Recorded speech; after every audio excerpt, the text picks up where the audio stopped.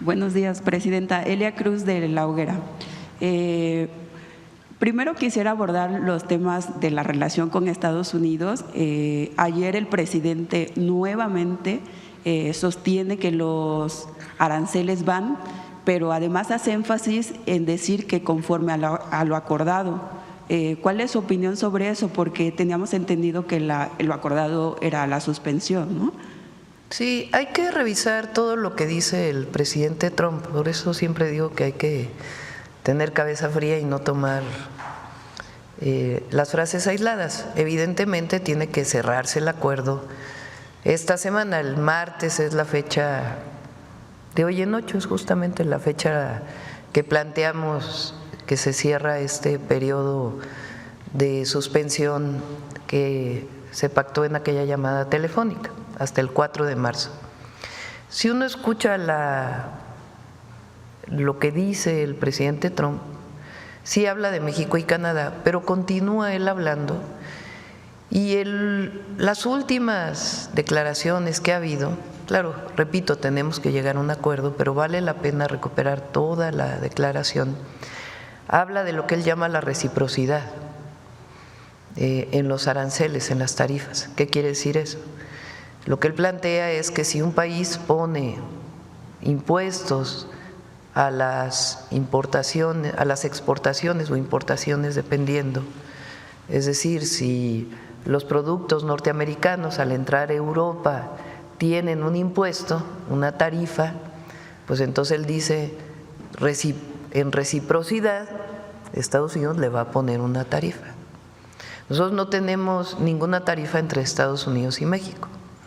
Entonces, si vamos al tema de reciprocidad, pues quedaríamos como estamos ahora. Repito, se sigue dialogando con ellos en el tema de seguridad y en el tema de comercio. Tenemos que cerrar el acuerdo, pero hay que escuchar completa la declaración, no cortar la parte donde habla solo de México y Canadá, sino él continúa hablando y en las últimas declaraciones ha hablado de reciprocidad. Entonces les vamos a seguir informando de cómo Entonces se mantiene cosas. la noción de la suspensión hasta ahora. O sea, el 4 de marzo, recuerden que la llamada de teléfono dijimos se suspende por un mes en lo que tenemos diálogo principalmente del tema de comercio y el tema de seguridad, y estos diálogos continúan. Entonces vamos a esperar hasta que se cierre este ciclo, esperando pues tener un acuerdo con Estados Unidos. ¿Mantiene la idea de sostener o buscar una nueva llamada con el presidente Sí, fin esperamos de semana? que podamos dar esta llamada para poder cerrar el acuerdo. ¿El viernes sería la llamada, presidente? Todavía no tenemos fecha. Ok. Por otra parte, quisiera preguntar acerca de seguridad. ¿Cómo ha avanzado el caso del Mayo Zambada? Y sobre todo ahora que él menciona en su última carta él hace una aseveración que dice que hay una violación al territorio nacional. Me gustaría, si el fiscal pudiera responder el tema, que si eso se refiere a que agentes estadounidenses habrían entrado al territorio mexicano o a qué lo podemos atribuir. Bueno, yo creo que es un tema que ya hemos platicado y que vale la pena recordarlo porque ha vuelto a los medios. Desde julio del año pasado, cuando ocurrieron estos hechos, en forma inmediata, el Gobierno de la República y por lo tanto la Fiscalía iniciamos un procedimiento por una serie de delitos que se cometieron en México.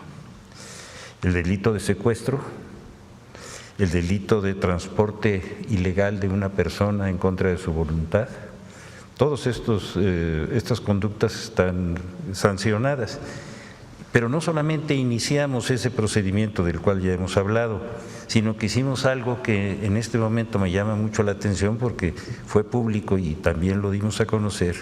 Iniciamos un procedimiento de extradición ante las autoridades norteamericanas para que esta persona que había salido del país en contra de su voluntad, que tiene 3 órdenes de aprehensión vigentes, es obligación del Gobierno de la República iniciar el procedimiento de extradición y es obligación del gobierno requirente darnos respuesta lo más pronto posible a ello. No solamente lo presentamos de inmediato, sino que en diciembre del año pasado el Departamento de Estado de los Estados Unidos reconoció que ya tenía ese requerimiento. Hemos insistido en 4 ocasiones ante la administración anterior del gobierno norteamericano y no hemos tenido respuesta. Es decir, el procedimiento al que se refiere esta persona es un procedimiento que ya se cumplió y se cumplió con amplitud y dentro de los marcos legales que México tiene obligación de establecer, y le quedó al gobierno anterior de los Estados Unidos la respuesta obligada, junto con otra serie de requerimientos que hemos estado haciendo en este caso, que nos llevaron a eso. No sé si le quedó claro. Un poco, pero hay indicios de que hubiera habido agentes involucrados en territorio mexicano, o nos quedamos con esa parte que usted mencionaba hace algunas semanas, o cuando inició más bien este proceso, de que pudiera haber sido nada más el hijo del Chapo Guzmán. Todos los datos de prueba que tenemos absolutamente clarificados es que en un aeródromo cercano a la ciudad de Culiacán, el hijo del Chapo, un piloto o 2, esto está por verse, y el otro delincuente fueron objeto de una operación que ya se la describía usted, en la que no hay ninguna otra prueba de ninguna naturaleza. El expediente está abierto como cualquier otro expediente para que se aporten las pruebas en ese sentido, pero a lo que usted se refiere no hay ninguna prueba directa. Ok, muchas gracias. No, de las 4 ocasiones que dice que se ha insistido en esta solicitud, ¿ya alguna fue durante la actual administración de los Estados Unidos? No, fueron todas durante la administración anterior. Otra pregunta sobre ese tema. A partir de la carta que manda el Mayo Zambada, él solicita la intervención del Estado mexicano justamente para evitar que lo condenen a pena de muerte. ¿Qué se haría más allá del personaje, como ayer bien lo decía la presidenta? ¿Cuál es la atención legal que está obligado el Estado mexicano a darle a un mexicano en una situación como la que él está atravesando? Mire, hay que recordar que prácticamente todos los países en el mundo están sujetos a la Convención de Viena, que establece, entre otros elementos fundamentales, el hecho de que el ciudadano de un país que ha sido acusado o que lleva un juicio en otro país tiene el derecho a que las autoridades de su país lo acompañen y coadyuven en la investigación y en el desarrollo de ese procedimiento. Esa es la Convención de Viena, se ha aplicado en forma permanente. Este no es un caso de excepción ni para bien ni para mal, es exactamente lo mismo. Así que lo que esa solicitud está haciendo es refiriendo a hechos que son técnicamente y jurídicamente clarísimos y que no están en duda. Probablemente para la inmensa mayoría de las personas pues tenemos que darles la explicación de lo que es la Convención de Viena, que es un tratado multilateral en el cual todos los países signantes tienen esa obligación, y esa persona, como tantas otras personas en los Estados Unidos que cometen delitos, siempre tienen el acompañamiento de los consulados. Es una obligación, no es algo excepcional, pero yo creo que vale la pena darlo a conocer. ¿Y ya inició ese acompañamiento? ¿Perdón? ¿Ya inició el acompañamiento? Es permanente, tiene que ser, pero acuérdese de una cosa que también llama la atención. Estos hechos ocurrieron en julio del año pasado, ya vamos para un año, y de acuerdo con la estructura jurídica norteamericana, todavía no tenemos la primera audiencia de fondo. Eso es francamente preocupante. Yo creo que ahí es donde, porque en esa audiencia de fondo es donde vamos a conocer con toda precisión cuáles son las acusaciones y cuáles son las defensas, y ahí es donde ya la presencia y el acompañamiento de las autoridades consulares es una obligación de acuerdo con este tratado que es multilateral. ¿La Fiscalía ya tuvo contacto con sus abogados?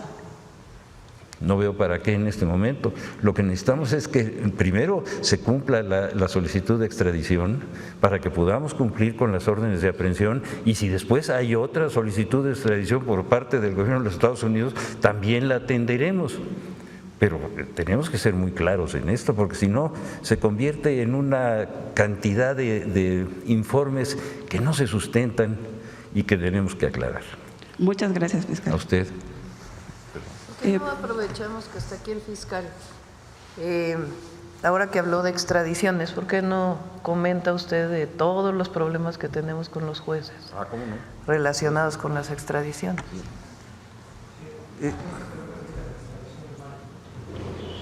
¿Comenzamos por ese? Muy bien, ese es uno de los ejemplos, pero yo creo que a lo que se refiere la señora presidenta es a cuál es el problema fundamental que tenemos en materia de extradiciones.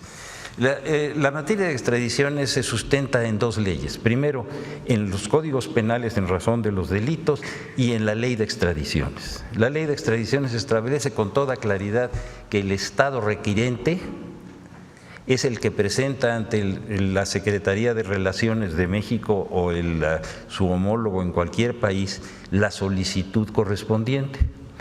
Esa entidad del Ejecutivo hace un análisis y, si es procedente, se lo comunica a la Fiscalía o a las Procuradurías, a sus homólogos, para que desahoguen todo el procedimiento y se pueda establecer y solicitar la orden de aprehensión. ¿Por qué? Porque no se puede extraditar a nadie con el que no se cuenta una orden de aprehensión y que se tiene que detener, por supuesto. Entonces, ese procedimiento que en la Ley de Extradiciones de México, y ustedes lo pueden consultar, es un procedimiento que no debe de durar más de 45 días. La ley es clarísima. Tenemos casos de 11 años.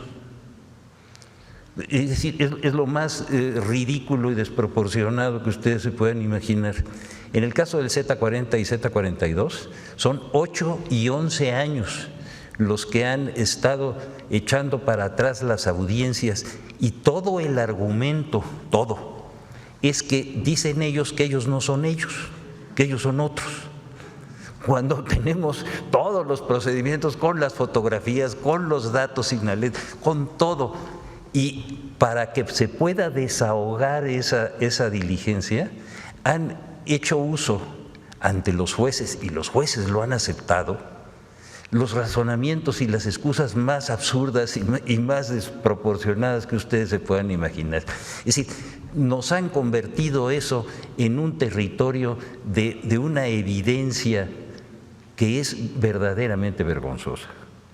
Es indispensable que nosotros tengamos una conciencia muy clara de qué es lo que está pasando. Es decir, en las administraciones anteriores en México, en esta, siempre la Secretaría de Relaciones ha cumplido, siempre se han hecho todos los procedimientos. Nada más para que se den ustedes una idea, salvando el tema de los amparos contra las extradiciones, la semana pasada hicimos 11 extradiciones. No se había hecho nunca en la historia de México. Uno de ellos es un delincuente muy violento. La Secretaría de Seguridad dio la información, ustedes la tienen, 11 personas. Cuando nosotros podemos actuar de conformidad con la ley, nosotros no tenemos problema con las extradiciones. Pero convertir el derecho de amparo, que es una defensa contra el abuso de autoridad, en un abuso de autoridad, ese sí de veras, es verdaderamente ridículo. No sé si me puedo explicar con claridad, porque a veces los que tenemos alguna especialidad creemos que hablamos con claridad y no se entiende. Si hay alguna duda sobre eso, yo quisiera poderla compartir con ustedes. No sé si quedó claro. Perdón. Muchas gracias. Presidenta, en otro tema, en La Hoguera publicamos un texto sobre la recaudación de impuestos ecológicos que hacen los los estados. Hasta el momento o actualmente son 12. Ellos en 2024 recaudaron alrededor de 3,000 millones de pesos en estos impuestos que van desde emisión de carbono, contaminación al suelo, subsuelo y agua. Pero llama la atención que de todo este recurso que reciben no está etiquetado justamente para la remediación para los fines que recaudaron. ¿No debería haber una legislación o algo que los obligue a realmente remediar esos daños? Pues hay que ver en qué estados, ¿verdad? Hay estos impuestos, cómo es que se cobran, qué dice la ley de ingresos o cuál es la ley que establece en cada uno de los estados la condición para cobrar este impuesto y a dónde se dirige. Normalmente cuando hay un impuesto etiquetado a un daño ambiental, pues tiene que regresarse el recurso recaudado para remediar un daño o para evitar que haya más contaminación. Habría que ver cada caso en específico. El único que hasta ahora tiene etiquetado esos recursos es Guanajuato, pero los demás no. No sé si en un corto o mediano plazo se pues podría hacer algo. Habría que ver. Yo recuerdo que en Veracruz desde hace muchísimo tiempo había un derecho que se cobraba, creo que en Jalapa, para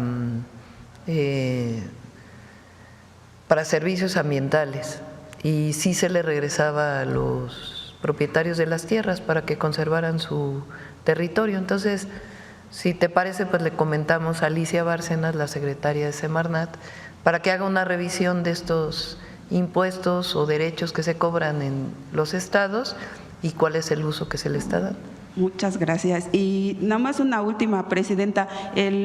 Hace un mes aproximadamente que usted estuvo de gira por Guerrero, por la Costa Chica, los damnificados del huracán John le pidieron que si no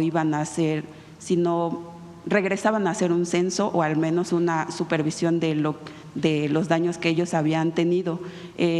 Una semana después fue el representante de la Secretaría de Bienestar y levantaron una especie como de registro, pero ya no han regresado desde entonces. Quisieran saber si van a regresar, cuándo lo harán y si sí les harán el censo para recibir en todo caso la ayuda. Sí, estuvo ahí Diego Hernández, creo que fue en el centro de Copala, si no me equivoco. Sí, en la primaria de Miguel Hidalgo. Sí, ahí se hizo la reunión, se levantó un censo. Una parte muy importante pedía enseres. En este caso, con el huracán John no se dieron enseres, se les explicó claramente que era muy difícil entregar enseres a una familia sí, a una familia no, dependiendo del daño, y que mejor se decidió dar el recurso de manera directa. Y otra parte pedía sobre todo apoyo por cosechas, por daños en el campo. Y ahí Ariadna estaba, la Secretaría de Bienestar, atendiéndolo con Julio Verdegués. Si les parece, que Ariadna nos mande una tarjetita para poderles informar. Porque en ese caso lo que se hizo fue dar un apoyo de producción para el bienestar, nada más un apoyo. Algunos no lo recibieron, otros sí, entonces se iba a apoyar a todos con producción para el bienestar. Y agricultura iba a ser algo especial para la zona, porque sí hubo un daño importante. Hasta las palmeras se cayeron. Sí, exactamente. Gracias. Sí, es cierto, y es la producción de muchísimas familias. Sí. A ver, por acá.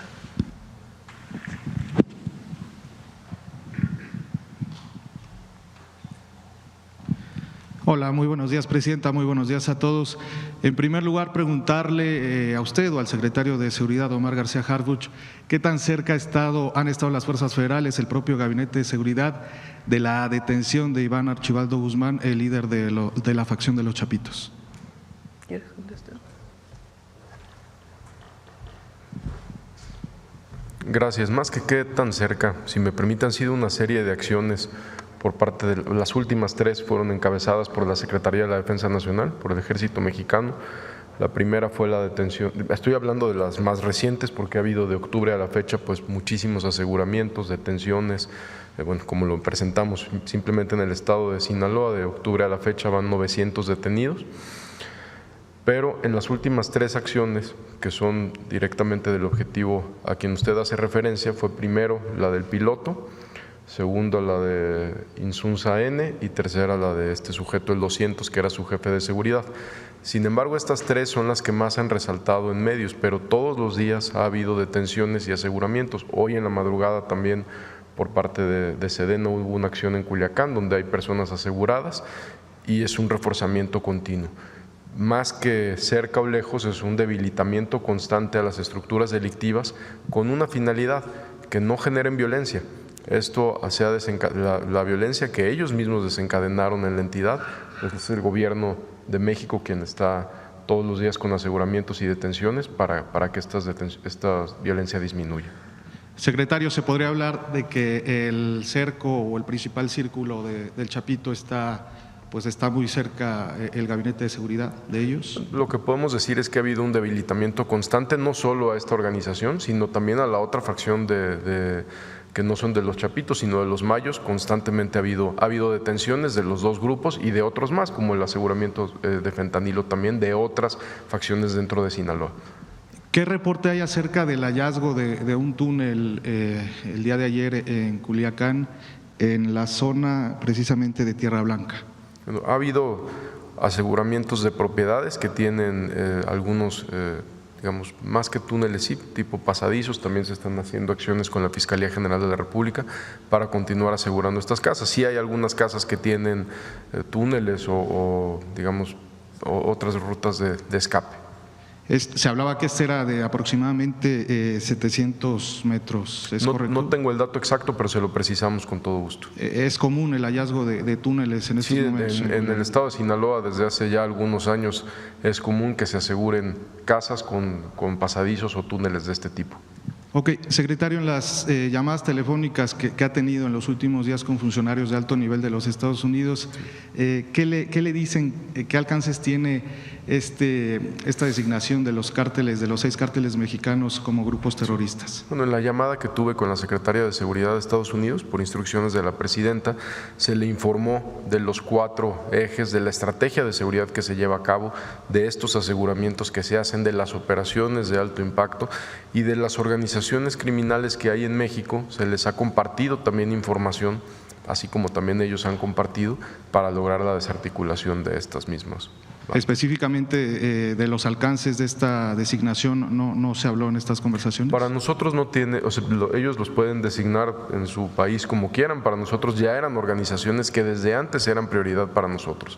Es muy importante mencionar que el combate a estas organizaciones no inició para nosotros hace unos días cuando ellos los designaron estas organizaciones, sino desde octubre se han venido presentando resultados relevantes que ha hecho el Ejército, la Marina, la Secretaría de Seguridad, Centro Nacional de Inteligencia, FGR. Ok, secretario, finalmente, ¿qué reporte tiene el Gabinete de Seguridad acerca de la salud del líder del cártel Jalisco Nueva Generación, Nemesio Ceguera Cervantes? Si se tiene algún conocimiento de que en los últimos días, en las últimas semanas, ha tenido complicaciones de salud. No tenemos conocimiento de algo nuevo, más que lo que se sabe, que tiene alguna deficiencia renal, pero no hay ningún hallazgo nuevo. ¿De que esté grave o no hay nada? Al respecto no tenemos nada de eso. Ok, muchas gracias, secretario. Gracias.